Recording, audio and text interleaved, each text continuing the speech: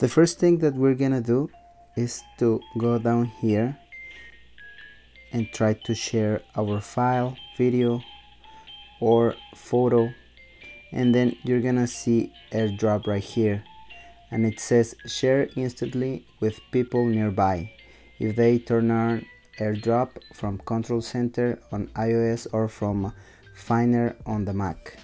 You'll see their names here. Just tap and share. But as you can see, I can't find any names, or I can't find anything. So the reason why is this iOS is different as the other ones, of course, like they always do.